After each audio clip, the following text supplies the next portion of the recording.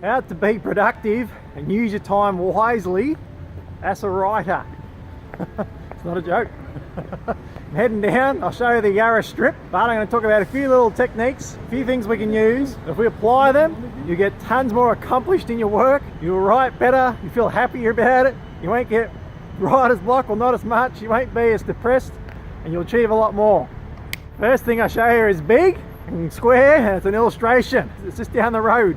It's the National Gallery, the National Gallery of Victoria. Why isn't it a waste of time if you're a writer? It could be a waste of time, but it may be not. You could be writing a historical piece, an historical fiction, maybe one of my epics, or both my epics coming up, have a bit of history to them. And what's a good thing to do if you're writing an historical piece?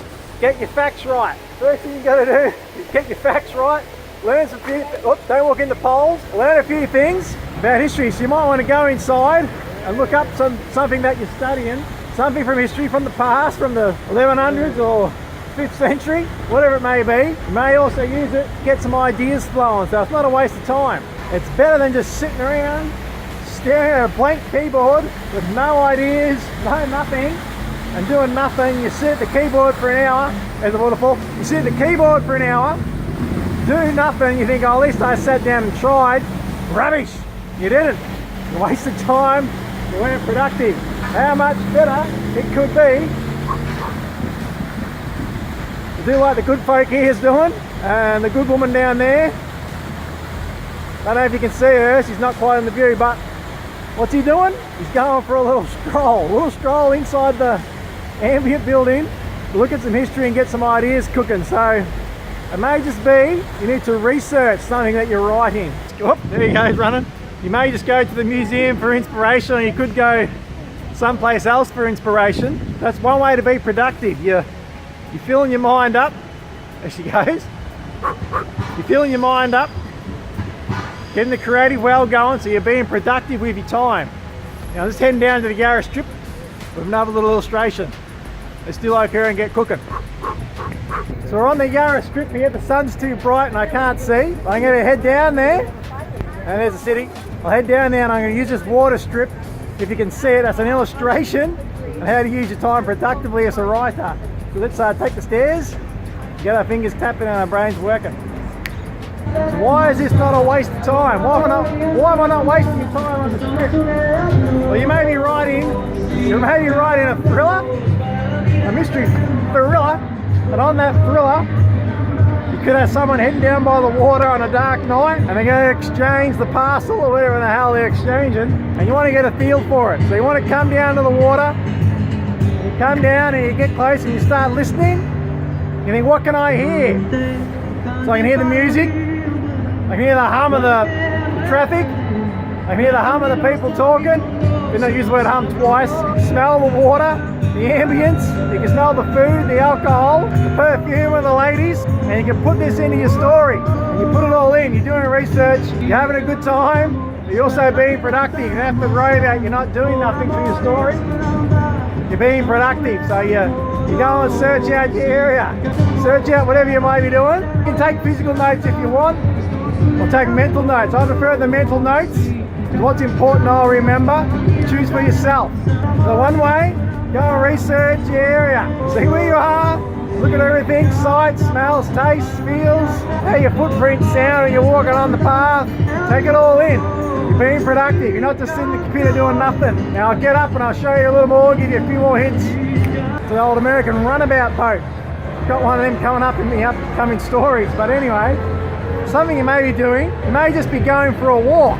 So there's nothing wrong with doing that, because it allows your mind some freedom, some exercise, and that also gets your creative mind going. So sometimes you need to walk instead of just doing nothing in front of the computer.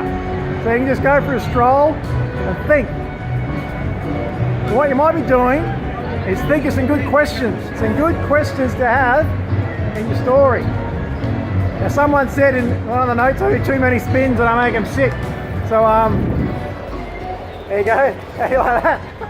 I mean, what you may be doing is asking yourself some good questions. And these questions can build answers. Instead of sitting down at the screen, pulling your hair out, doing nothing and getting stressed, you've actually got something to write about. So some questions could be just on setting. You may not even know your setting. You may be asking, where is this setting?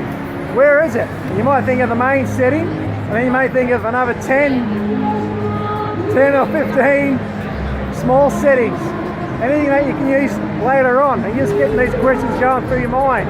You may think of your character, who your hero is. Maybe your lady's 25 and she's got, you know, brown hair and brown eyes, and you start going for what she looks like, her history, her past. Get all these questions going in your mind. Don't mind that song. Get all these questions going. Ask yourself good questions to fill up your creative well. It's being very productive. When you come to the screen, your fingers will be tapping. Where you'll be going. You won't be wasting time. So on your walks, ask yourself some good questions. Get the questions going. That's the Island Bar. In case you're wondering if you want to visit Melbourne, Australia. The way to be productive is you may need an allotted time. You may need to have a set time where you're going to write. It could be between 4 and to 6 a.m. like John Grisham. Could be between 7 to 11 p.m. like I did at one point. You may need to have a lot of time where you sit down, start tapping. Just remember that, have your creative well filled up. If you don't know what you're writing, try and have those questions going through your mind. So when your allotted time comes, you can use it wisely. Use that time wisely. So having a lot of time, a lot of hours you're going to spend. Because remember, 1 hour a day for 100 days is 100 hours.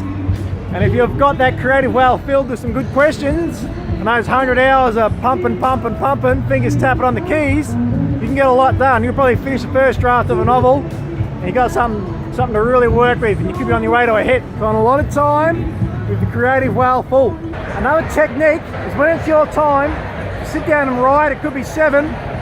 When you sit down at 7, you write. Don't go and start and do the laundry or do the dishes or do the ironing. Ironing's a waste of time for starters. But when it's your time to sit down, to start. And we can be scared to start. That's a little bit of, it's got some official name. You make yourself scared before you start. But you'll find when you do start, when you just get going, you hit the creative state and away you go. So just start. That's the way to use your time effectively. Australia's tallest building up there, and probably the second tallest over there. Not even really that big. The final way to be productive is when one story is ending, always keep another one going if you can. Start to build some ideas, start getting the creative well going. Maybe a touch of outlining or a touch of characterizations, anything on another story. Start building something and getting something going. So when one finishes, you can get into the next one. Or even you may be sending one off to an editor and you may be going to leave it for 2 months. Well, while that 2 months is going, you can hit something else, and that's 2 months not wasted. You're using that time with great value. So keep something going in the background and keep some ideas cooking. And they can generate over a few years. That's how I wrote my second story. I had it sitting there for 2 or 3 years with the ideas cooking. And after 2 or 3 years of cooking up the ideas on it and going through it, when it was time to write it, first draft came out pretty damn fast. That's one thing you can do, is keep ideas developing over a few years. Bit of a rhyme there. I haven't even had a few beers, a couple of cheers, but anyway, you keep the ideas cooking and it'll create things a lot quicker. In the meantime, I'm gonna have a beer and quick something to eat. But subscribe, thumb up and share it on something. And one last hint for my book coming out is the water. I've been showing you water, and water has got a hint to do with my book, which won't be what you expect. Water and swimming, something, but not swimming in a big body of water. And that's enough hints for now. Stay tuned. And a beer is not a waste of time.